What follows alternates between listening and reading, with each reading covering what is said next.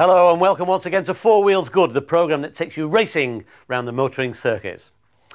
On today's show we take a visit to Snetterton to find out about the first level of touring cars, the Fiestas, and John Wright asks a neighbour to help him with inside motors. But first, here's John Stanley tearing around an airfield in what, in certain automotive circles, is being hailed as an instant classic. Launching an instant classic is a very difficult task. You need three aces in your hands. The first, you need a manufacturer with a mission, with something distinct to prove. Secondly, you have to have the media totally in your pocket. And thirdly, you need public affection, without which there will never be a classic. In the 70s, Citroën were distressed with just having a domestic reputation, so they bought Maserati. And as a result, they created the glamorous coupe, the SM. Beautiful body, headlights that turned with the steering wheel, all the technology you would hope for, along with the 4-cam V6 Maserati engine. The media fawned over it, which was all they could want for. Graham Hill, in a feature for me, even voted it as a future classic. And yet, it stiffed as an icon. Now Honda are trying exactly the same thing with this new Integra. Over the years, they have been dogged with a domestic image. They make beautiful cars, they're all well screwed together, and yet attempts to become more glamorous have failed. In the 60s, they ran briefly a Formula One team, but that lackluster venture died away.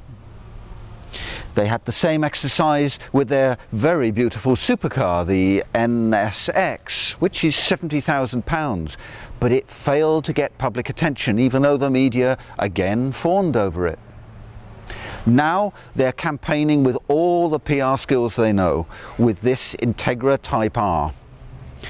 They're drawing in the media praise from all directions, using a campaign that seems to be impossible to fail, and yet there's no certainty it will be a classic. They started by running a Group N, which is a virtually standard car, privately on 9 of Europe's race circuits, and they've collected 8 unofficial lap records. They've then used that information to bait us media. They've sent out press releases, and they brought this car into the country for one day. And the 4 lucky media, needless to say, were very grateful, and everything in print raved about it. The second ace appears to be working.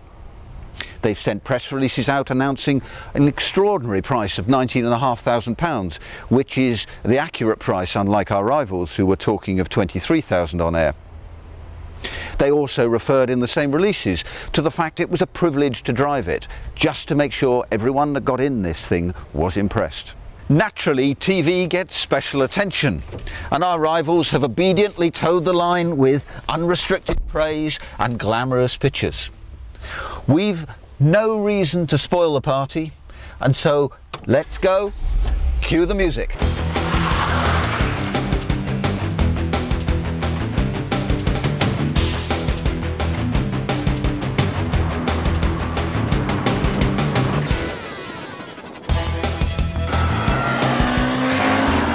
All those traditional passing shots.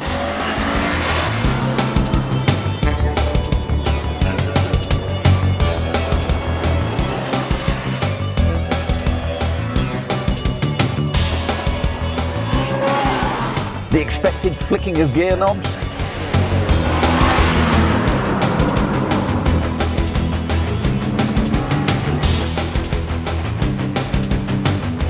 Glowing journalists have actually placed this car on a sort of high-performance altar, and certainly it is the most powerful 1.8 non-turboed engine in the world at the moment. But if you look at the figures in comparison to the stunningly styled Fiat Coupe, and you'll see that the Honda is great, but it isn't actually God. What is truly fabulous is the strength of this car. There are extra stress bars all over the place, and it is really rigid. It is truly fun to throw around the circuit because the combination of the really high revs that the VTEC engine will give you and a rigid platform really makes you feel like a godlike figure. The VTEC engine itself is virtually 2 cams, with the option, the second one coming in at about 5,700 revs, which gives you another genuine power back all the way up to a staggering 9,000.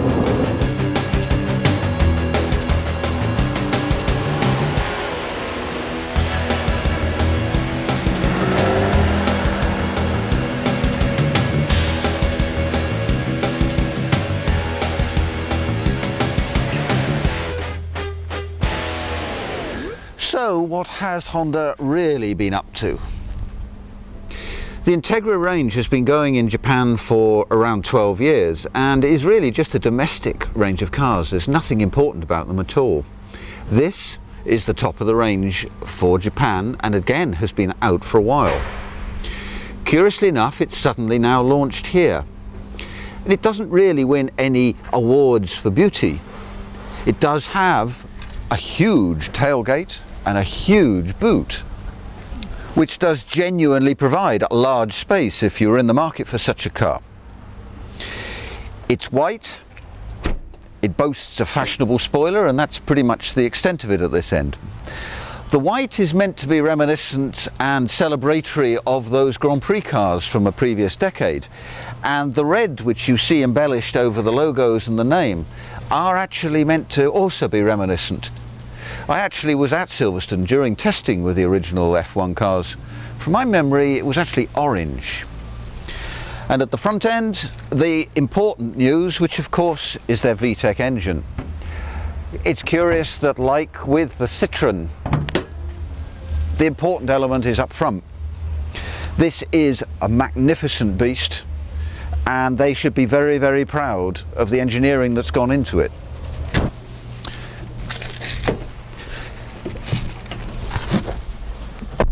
Inside, it's all pretty cheap and nasty. It shows its origins as a very domestic Japanese vehicle. It's all plastic trim.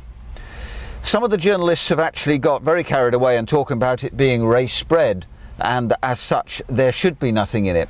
The truth is, Honda have kept this car very light, so the figures are high for us. However, air conditioning, hi-fi, even a CD are listed by them in their press releases as extras. Strange analogy again with the Citroën. The glamorous seats you see are the one serious change. They're wonderful seats, they're competition seats, and like the Citroën SM that tried to make the interior look sexy that way, Honda have done just the same thing. Driving it, that's another matter. As you can see, this is Honda's engineering at the highest level.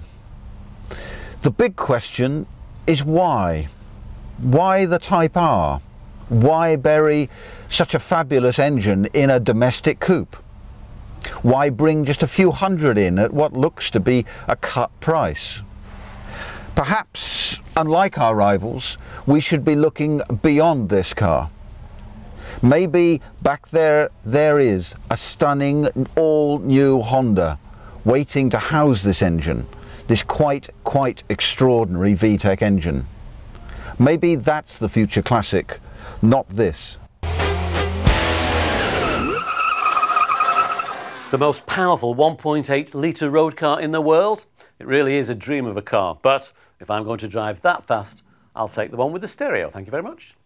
Well, that's it for part one. Join us after the break when we'll be thrashing around Snetterton circuit in a Fiesta, and we find that poor old John Wright has got a flat battery. See you then.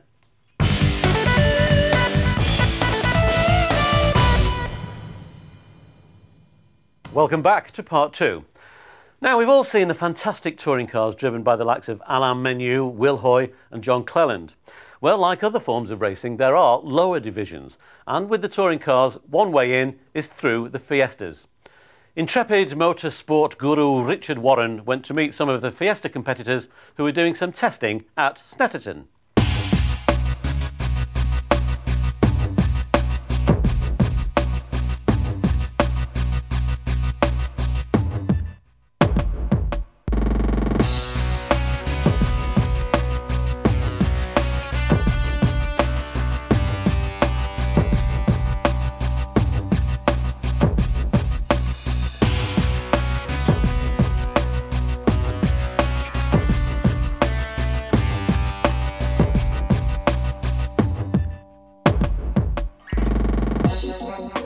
we're back at Snetterton now. We're going to be talking to some of the drivers and the team, or one team in particular, in this year's Ford Credit Fiesta Championship. In fact, one very special team, because he's actually running about 7 cars in this year's championship, and that's Colin Stankham, and his team, of course, Colin Stankham Engineering.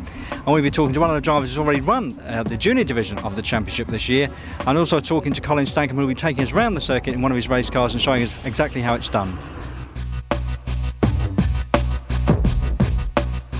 Fiesta is probably one of the cheapest ways to get into the touring car package, and one of the men who's been involved with Fiestas for a good many years now is the original Mr. Ashblom Racing himself, Colin Stankham. Well, Colin, you seem to be running most of the cars in this year's championship. Well, not quite, Richard. We've got 7 in the field. We're very pleased to run that number of cars, and all the drivers are pretty successful with it, so it's a nice thing to be doing. Obviously, you've been involved, as I said, for a number of years in the championship, and this year we've seen one major change, and that's in the engine department. Do you think that's really helped the championship at all? In terms of overall speed and lap times, no, obviously it hasn't. It's a change from an 1800 down to a 1400cc engine, but in closeness of racing, it's a dramatic improvement. Everybody is very, very close together. It's very exciting racing, and at the end of the day, that's what people come to see. They want to see close racing, clean racing, and a lot of fun going on.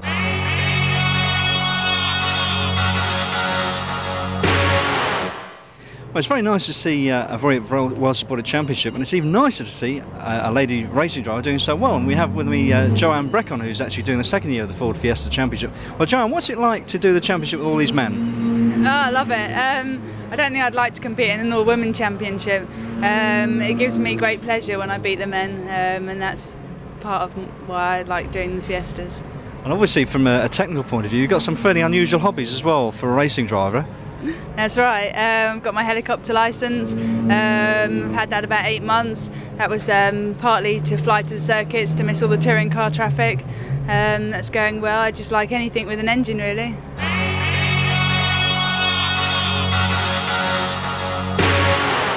Well, it's very nice for a racing driver to win a championship before the end of the season, and it's even nicer if you can do it with quite a good points advantage. And one driver who's just done that is Simon Clark, who's actually won the junior side of the Ford Credit Fiesta Championship this year. Simon, obviously, you're very pleased. Yeah, I mean, I'm over the moon. Beginning of the season, I just hoped, really, my main concentration this year, being the 2nd year in the championship, was to try and do well in the juniors, and hopefully I got a possibility I could possibly win it. But I didn't expect to do as well as I did this year, and finishing sort of the first junior at most rounds has been pleasing, but more to that is sort of the regular top 6 finishes in the overall championship, which goes on with it as well. So to finish in that is slightly more rewarding sometimes than juniors, but to have won it already with 4 rounds left is brilliant. Obviously, it's your 2nd year doing it. When you came into the Fiesta Championship, do you think it was the right decision to make? Because obviously somebody of your age is normally doing single-seater racing. Yeah, I have one slight problem. I'm sort of too heavy, too big and too long for single-seaters. I did club racing for 2 years, which I basically got into through my dad. And I did that for, as I say, 2 years, won the junior championship in that the first year, and then had regular top 6 finishes. But that was something where if you spent £50 between races, it was £50 too much. You used to turn up with a car and a trailer and just go and race it. And then fortunately I had the option with BRT Bearings to actually run last year in the Fiesta Championship, and again this year, and I just snapped their hand off when they said, would you like to have a go? I said, yes please.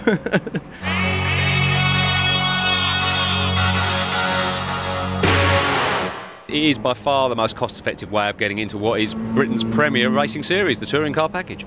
And what sort of finances are you looking at to run one of these cars for a year, for example? To run one of these cars for a year is going to cost you about £23,000, something of that order. Of course, damage is entirely optional and additional for that reason. Okay, and obviously the other thing that was a rumour at the beginning of this year, which obviously Ford denied very strongly, was the fact that not only were they going to sort of change the championship insofar as the engine was going to be changed, but it was looking at one stage if they're going to change the whole car and have a Puma instead of the Fiesta. Well, that was really just a little bit of myth and legend from what I know. There was at one time a want to have the 1.7 engine, which is in the Puma, into these Fiestas, but that won't happen now, not in the foreseeable future anyway. And obviously the main challenge of this championship is the fact that it provides close racing. What do you think is the other magic ingredient that keeps getting drivers coming back year after year? Well, there's a certain camaraderie goes on, and also, of course, it's the attraction of having such a large audience come to every race, and it makes it a lot easier to find sponsors when you can guarantee there'll be 30, 40, 50,000 people at every meeting. And do you think it's a good way of a younger driver, say, instead of going into Formula Ford or some other single-seater formula, there's a lot of pressure these days for drivers to get into good paid drives, which there are in the actual touring cars. Do you think it's a good way of a driver to get into touring cars, doing Fiesta credits? Yeah, most definitely is. There are a couple of guys in there now who come from Fiestas, and it's certainly a strong way to get a strong background in touring car racing in terms of starting in a lower echelon formula and moving up. Well, a really reasonably priced entry into the touring car world, and I wouldn't mind having a bit of a go myself. Now, it seems that our ever resourceful resident Inside Motors mechanic has been having a spot of bother starting his car. Who are you going to call? John Wright.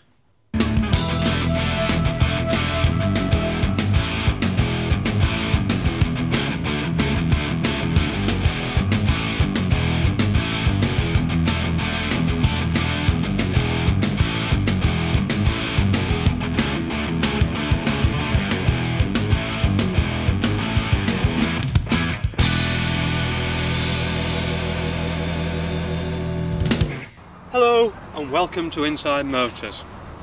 Let's pose a question. When is a car not a car? Basically, when it's a heap of junk like this that won't start. Let's take a look.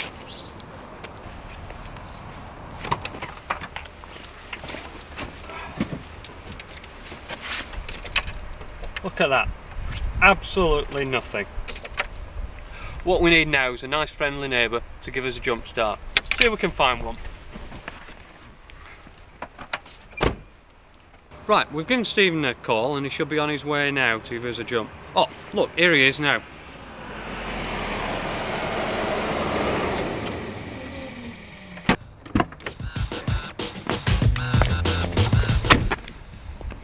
Here you are, John. Oh, cheers.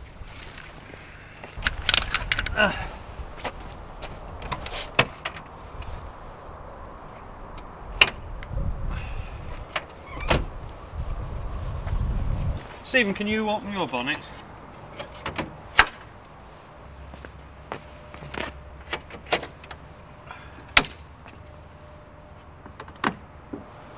There we are, lovely. And this is the item here that's causing us all the problem. We've got the Duff battery in the Peugeot. We've got a good battery in the Ford. We've got a set of jump leads. Right, we'll just get these unravelled.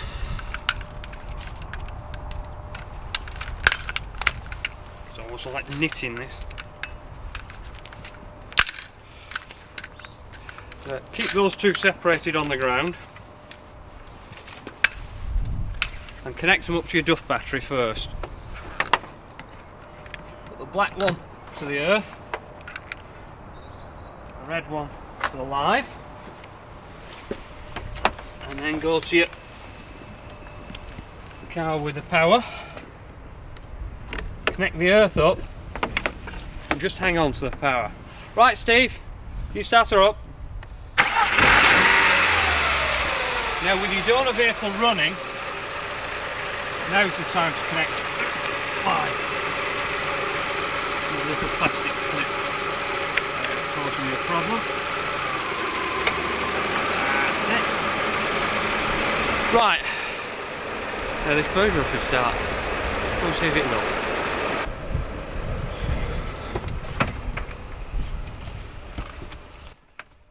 Right, now we've got the two batteries lined up. You can see all the lights on the dash are now lit. And with it being a diesel, I've just got to wait a little bit until the heater plugs have done the bit. The heater plug light's gone out, and there we are. What a difference that makes.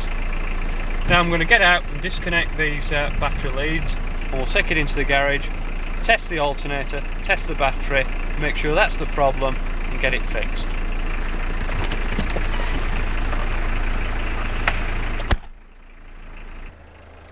Right, now we've got these cars started, let's get rid of these battery leads. Take them off the Peugeot first, keep them well separated, and then we'll take them off this Ford.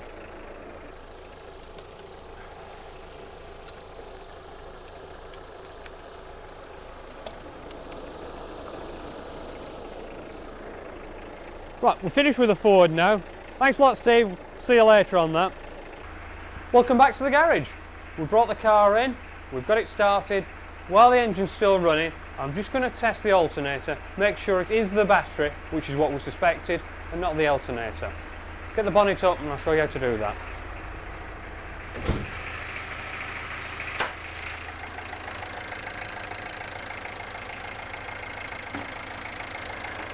Right, I'll get my voltmeter.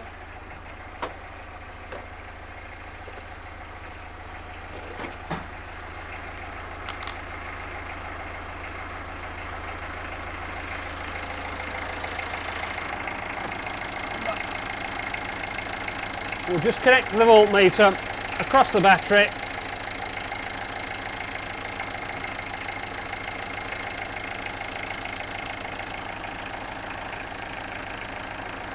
There we go.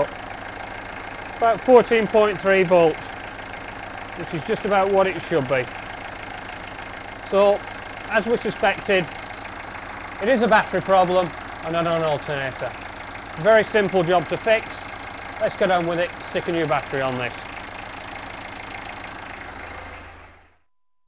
We've turned the engine off so we can change the battery. Just need to go and get some tools so I can take it off. Okay. What we need is 10mm socket, extension and ratchet, and a 10mm spanner, which should be, there it is.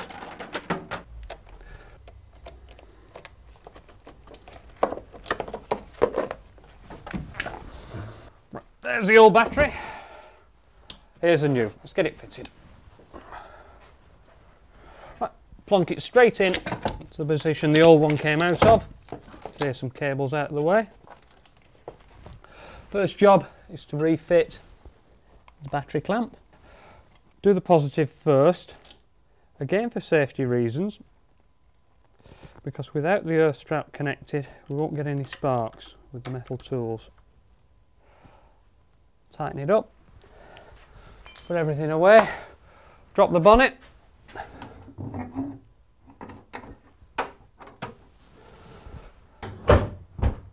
there we go. Hey presto, we've now got a car that starts. Cheers. See you next time, John. On next week's programme, Richard Warren sidles up to the big boys when he meets touring car stars Will Hoy, Paul Radisich and Rob Gravitt. John Stanley looks at a concept that became a reality, the BMW Z1, and we'll look into the little known and all too common horror of car fires. See you then.